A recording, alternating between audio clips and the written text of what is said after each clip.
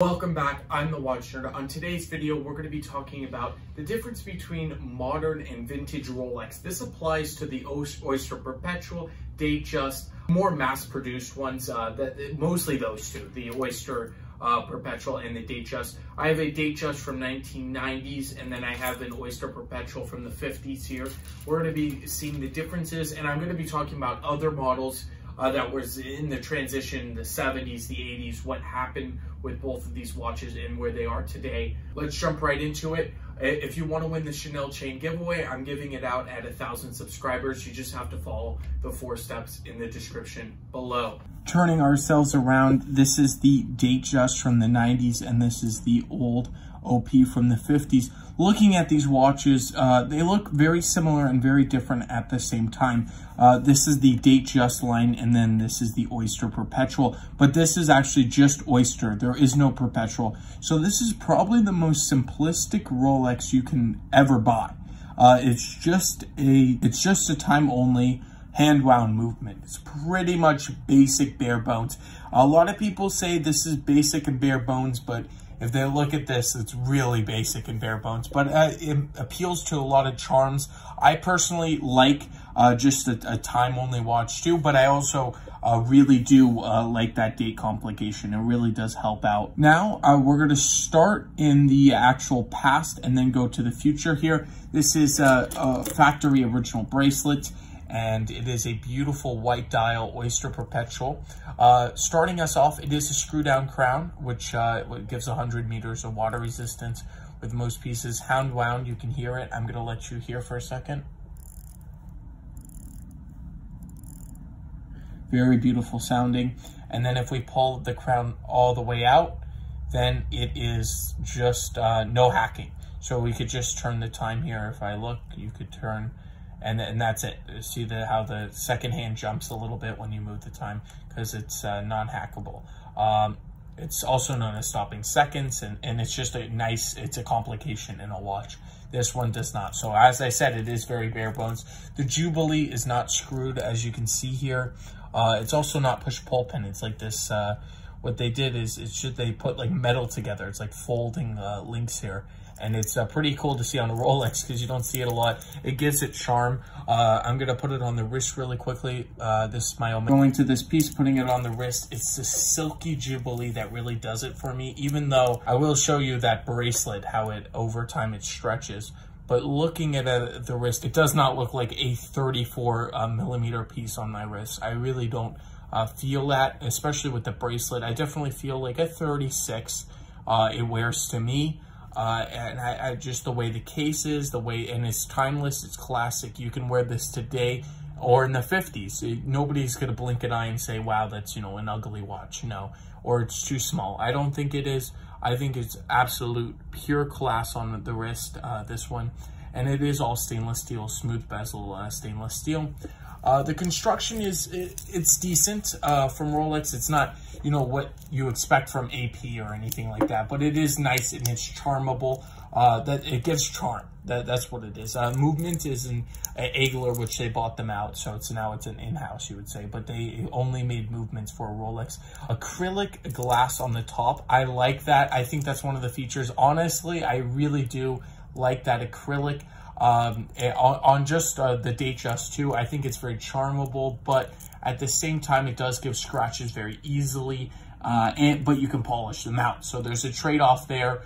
Trade-off with the 316, I heard, but 904 is typically considered a lot better. I think so too. It's just a superior material. It's a little bit softer, 904. But it gives you better corrosion resistance and it's easier to polish out. So I think that's a win for the 904. But still, it is really cool to have an old piece like this on the wrist. White, beautiful dial with those hands. It's really special. Now, coming to a little bit more modern, it is an aftermarket face, so it's not a factory face. You can tell that right away, just the way it is. But this is a Datejust. This applies to all Datejust in the 90s, but This specific one is the 16220. They ran it in the 90s. It is on the Oyster, so it's not Jubilee here. We have a little bit more modern bracelet. We have screwed links. Now, Jubilees from this time period will fall, but look how solid this bracelet is. It's really solid, really nice feel. The machining is, machining is absolutely a lot better, but the other one's also a few decades older, let's say. Yeah, so that would be expected. Wearing it, putting it on the wrist, honestly, it doesn't feel that much different than the OP. Slightly bigger on the wrist, you can see on the sides. 2 millimeters, it's not that noticeable, but it is slight. I see it wears like a 37. I don't say a 38, but it does definitely feel like a 37 case instead of 36. White gold fluted bezel. And then we have an Oyster bracelet. Just a couple things have been improved, but they've been using this Datejust movement forever. When they first added quick set, they basically kept the same movement. Still 48 hours of power reserve on this one.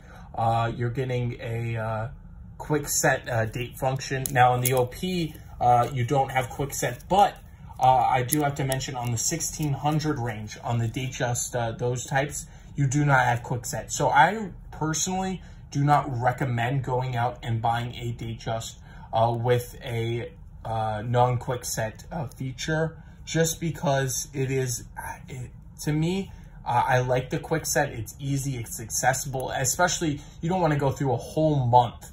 If this is not an everyday wear for you, a whole month to get to the right date, and that would drive me crazy being on the wrong date. So it is, I think it's essential part that you get the quick set right there. It flies by. It's really nice.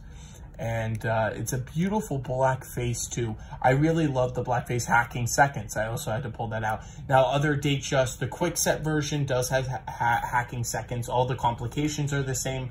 The inside is improved slightly, but they're both chronometer certified. Also on here, this is not, it says precision. It's not chronometer certified, this one. It still runs very well. Some of the older Rolexes are not, but most of them are. The really old ones, like from the 50s below, sometimes they are not. But 60s and above, you are looking at chronometer status on them. There's a mix of high polish and brushing, as you see. It is a bit loved, this one, as you see on the clasp too. So it's definitely a wearable watch. This one is definitely sporty too. And the OP, they're both very sporty. Really nice though. The crown threading is unbelievable on both. Even the other one is so old, from the 50s. The OP, the crown threading, I can do it with gloves on. Extremely easy. It's smooth. It's nice. It's something to rave about, really. And there's no real way to say holding a Datejust. So holding a Datejust is an experience. Datejust you hold, especially the first one you own, will make an impact in your collecting on some way. Maybe you despise a Datejust. I know it's a smaller case. Some people like really big cases, and you might sell it, pass it on right away, and the only reason you bought it was because of a more affordable Rolex, and then you choose something else later on, when you save up a little more, you pass it on and you sell it and you save up for a little bit more. But this watch will always be in everybody's mind, honestly. It is super nice. It's super clean. Nothing really to complain about. That's just how much I love the Datejust. The OP too. What can you hate about it? Maybe the 34 case, but it wears bigger. There's not really nothing to not like. As I'm going to show you the Jubilee though. So this is the Jubilee, and you see how it falls. It falls very fast. So all Jubilees do that. Even the ones from the 90s, they're starting to fall like that. So you just have to make sure you pick up one that a guy didn't wear a lot if you want Jubilee. I personally love Jubilee. I might go with Oyster just because it lasts forever. But we'll see when I do make the decision to get my Datejust. I really do love this one, so I have to think about it. But I would love your opinions in the comments down below. What is your favorite watch, vintage or new? What do you prefer? I love the vintage colors, the whole everything aesthetic. But these are some slight differences. Sapphire too on this. And the movements on the OPs have increased over time. The Datejust now has a 70 power hour is there, but that's only very recent. 72 it goes up to, and the 48 is pretty much standard on Datejust. You can get that all the way going through 60s, I believe, when they started doing it, when they added the first one with quickset. Now on this one, it's another story, the hand wound. I get 32 hours, so it's not a full 2 days, and it could be a little bit hassle, but if it's an everyday piece, not a problem. And even if it's not an everyday piece, there is no date function. So you don't have to go through the month. You can just set the time. So this doesn't have to be an everyday piece whatsoever.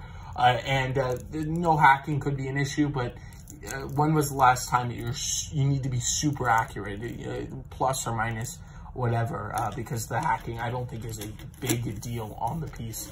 But definitely with this Datejust, you're getting 2 seconds a day, and it hacks, so you can get an exact time. With this dial, it's a little bit harder to get an exact time, but with most of them, you can.